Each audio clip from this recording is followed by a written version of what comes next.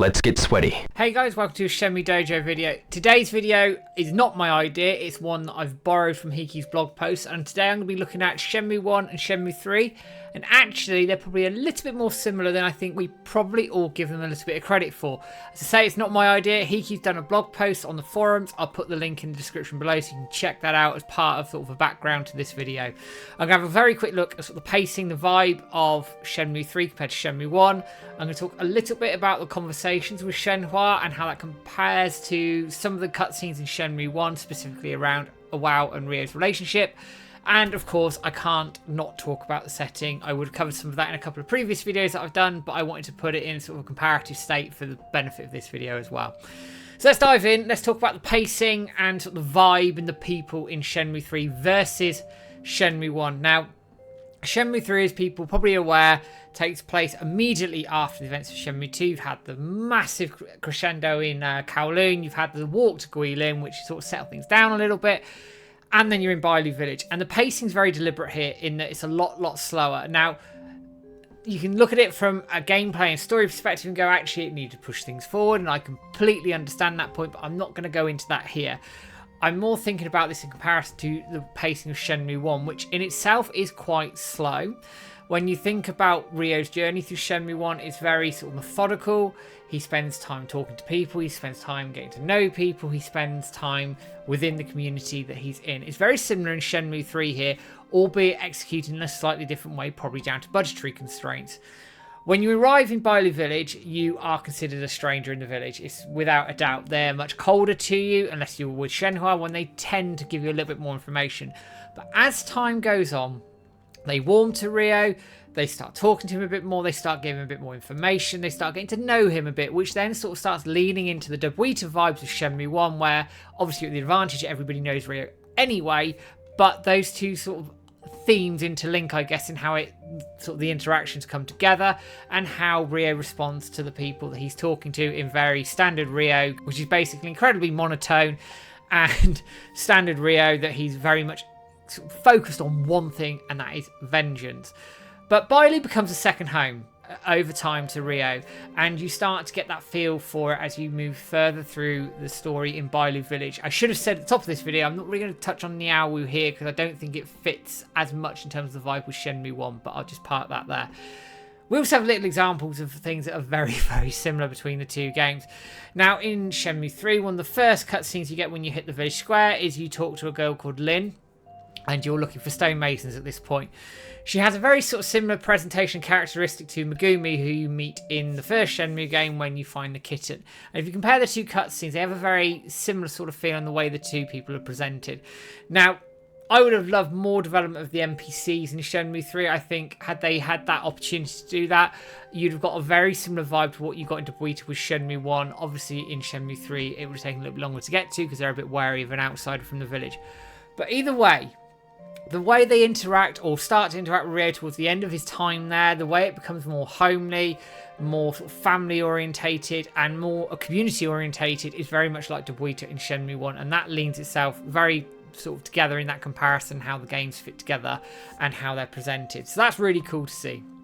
The next bit, and these are some of my favourite parts of Shenmue 3, and I've made no bones about it, are the conversations with Shenhua. Obviously, you start these conversations on the walk to Bailu in Shenmue 2, and then each night in Shenmue 3 you have the opportunity to speak to her, and what it does is just unlock some characteristics of Ryo that we don't really see. And I know Shenmue 3 gets criticised a little bit for how it presents Ryo, but actually in these completely missable, and I can't believe they are missable, completely missable conversations with Shenhua, Ryo will laugh, tell very bad jokes, reflect, talk about his friends, and even acknowledge the pain that he's going through, even if it's just for a very short moment, which is integral to his character development at the time.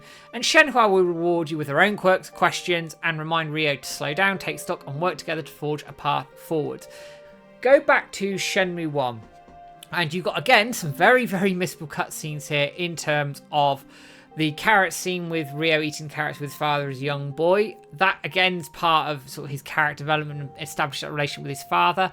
You've got the training under the cherry tree in the dojo garden, and then later on you also have the cutscene with Ryo talking about fights with friends, and even the letter that he finds in his father's study. Now this is all completely missable, and it's insane that it is missable. But what it does at that point in time is strike a different tone to what is in Shenmue 3, but it serves to further the character of Ryo at that point, establish his relationship with his father, which gives him that driving motivation to seek vengeance on top of obviously the actual incident itself. In Shenmue 3, it's a slightly different theme. Ryo's further down that journey of grieving and mourning his father's loss. He is starting just a tiny bit, I admit, to come out of his shell with laughing and telling poor jokes, and starting to reflect a tiny bit on how he might be feeling, if it is only for a split second. Now, they are very different vibes, but both of these are done so well, and they lean into each other in terms of the way they're presented and actually how important they are to Ryo's character. But they're so missable, and obviously it's a game design, but I'd love for these not to be missable so more people can actually understand the drivers for Ryo in Shenmue 1, but also understand his character development a little bit in Shenmue 3. Because if you rush through both games, you are going to miss what I consider two very, very important parts of Ryo's character development throughout the 3 games. Then we come on to the setting. Now, I've done videos on Shenmue 1, Shenmue 2 and Shenmue 3 of the setting, and I cover them in great detail, so go and check those out if you haven't done so already. So I'm not going to spend a massive amount of time on it here. But what I am going to say is Bailu Village itself is very much like Dobuita, especially towards the end of your time there. You're in a small area, which eventually becomes very, very homely.